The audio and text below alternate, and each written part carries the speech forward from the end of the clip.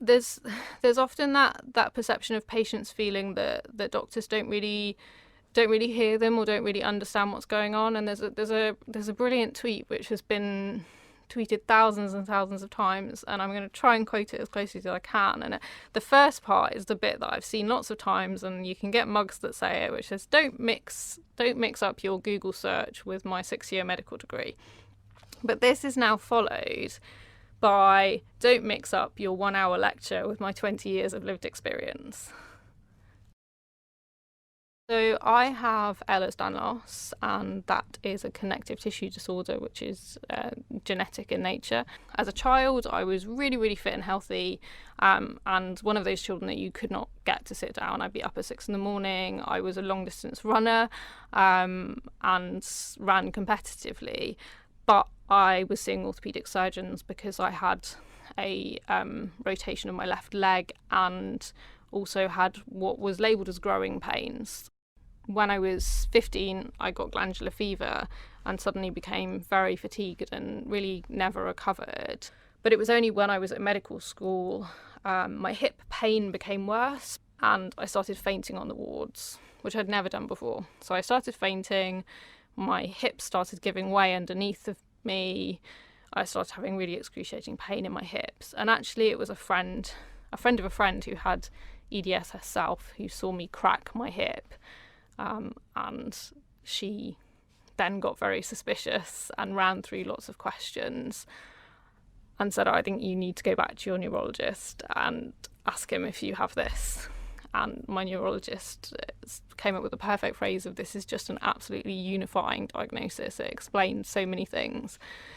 I also have postural orthostatic tachycardic syndrome. I seem to have acquired 2 conditions that are very long, and luckily both can be abbreviated to EDS and POTS. And the POTS meant that I was walking around with a really, really high heart rate.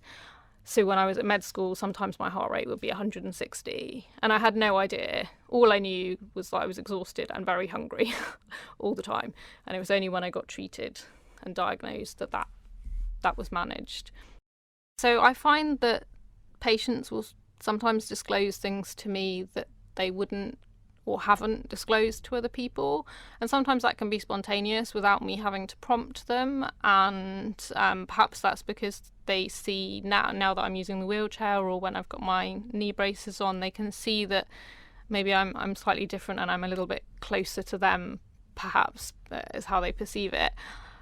But sometimes it's a case of me picking up on something that to me is really obvious or rings an alarm bell. So on my very first job in rheumatology, in the mornings we would have to go and cannulate lots of patients who were having their infusions. So it was great, got to practice lots of cannulas, and I try and chat to the patients and ask how they were, and make sure you have that human interaction.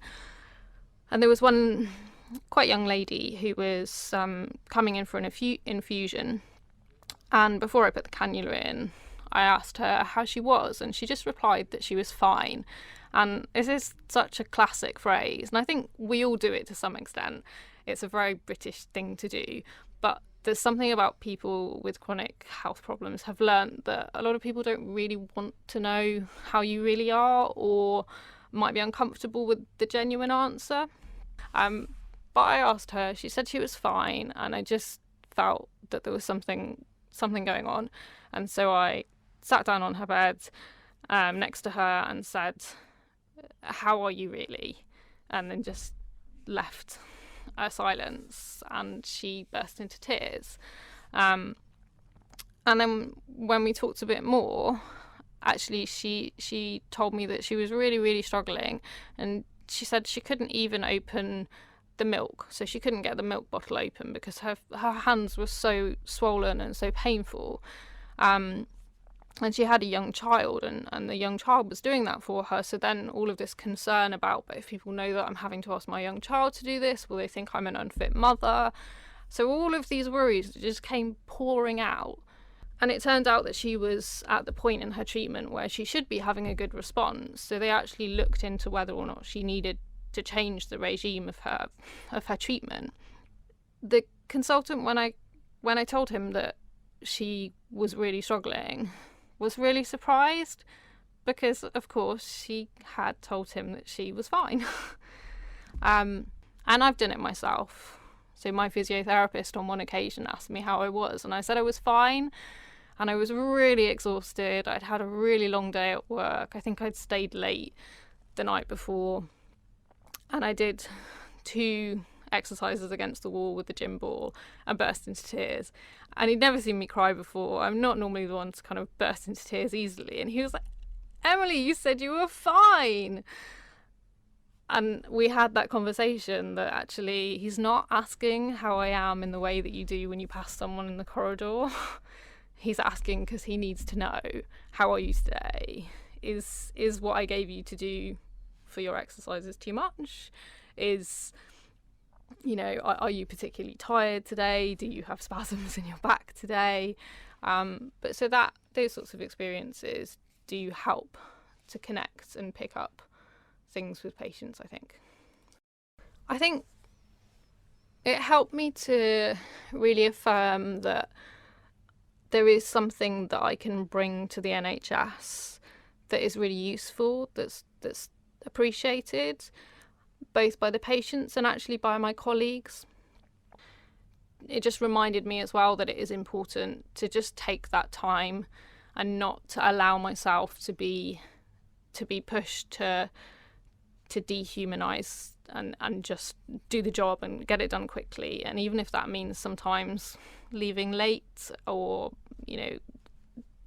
ending up with a shorter lunch break, which is a tough balance because I have to look after myself in the long run, but equally sometimes it is worth taking that time because you can make a huge difference to patients.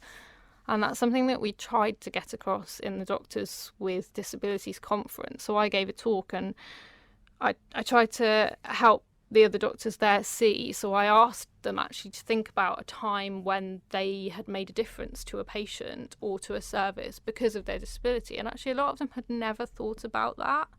So if there's anyone listening who has a disability or a health condition, stop and think about a time or the times when you've made a difference to a patient. I met one of the doctors afterwards who came to the conference, and she said it's made a really big difference to me because now I go into the NHS and I go into work, and instead of feeling like, I need this adaptation or I have this difference, I go in thinking I'm an asset, which is really great. And if people can see that, then that gives them the confidence to actually also speak up for patients as well, I think.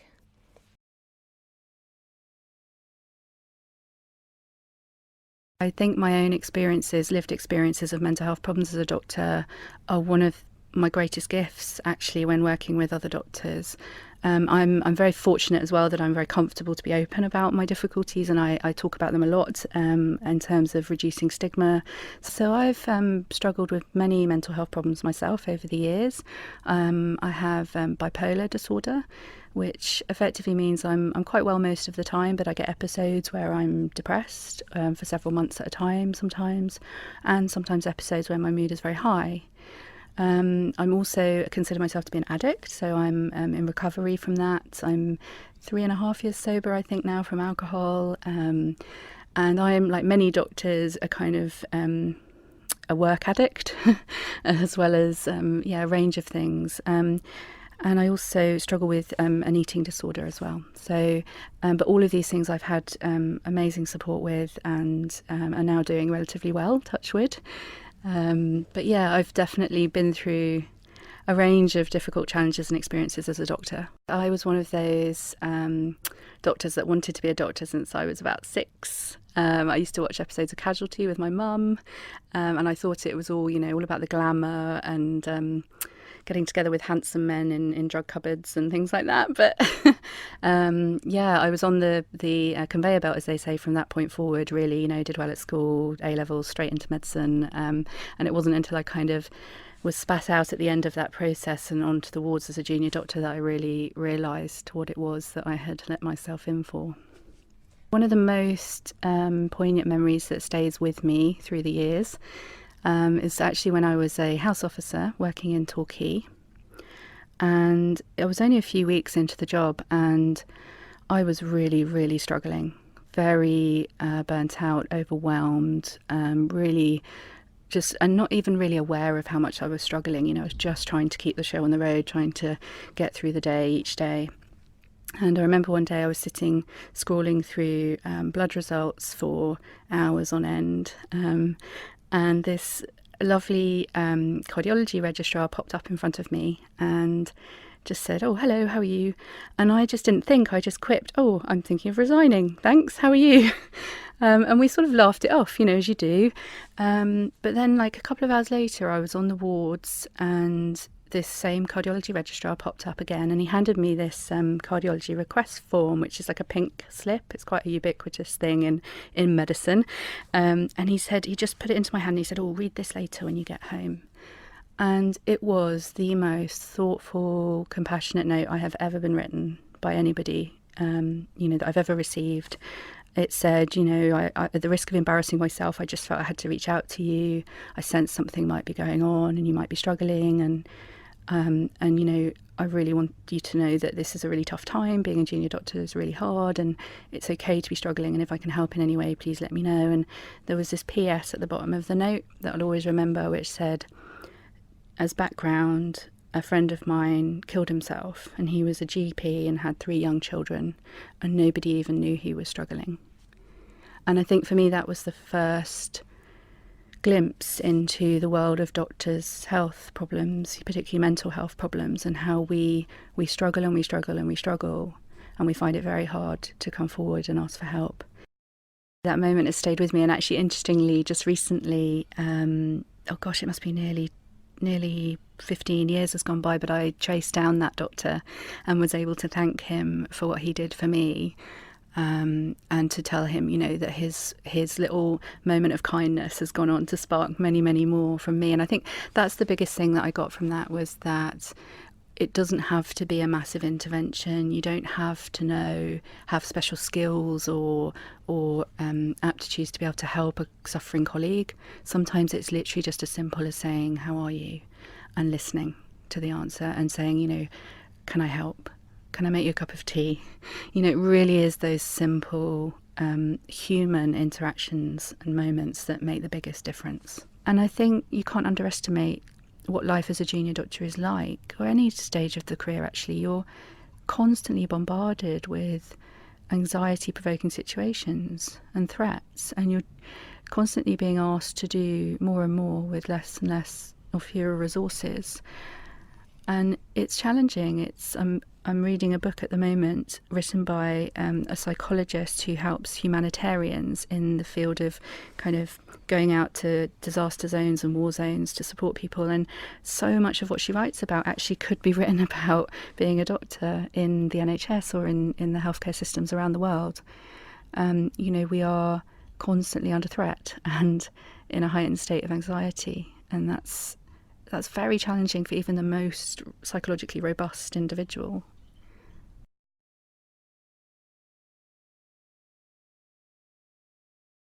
When I roll onto a ward, people can see I've been in hospital before. People can see I've been a patient before, that I've experienced a little bit perhaps of the fear they're going through. And particularly with younger patients who are coming to terms with new diagnoses, to be able to see somebody in a wheelchair who obviously has a disability, who is obviously different, still being able to go about their normal lives, having a job that they really love, managing to achieve and go out and do things. I think that's a really, really important lesson that my younger patients can see. They can go, yeah, my legs don't work, but she's a doctor. I was always a really bendy kid, in that I was always like falling over and spraining things and generally kind of getting myself into all sorts of funny injuries. And I did ballet for years and years and was always very flexible. Never really thought that this was a problem, just thought it was me.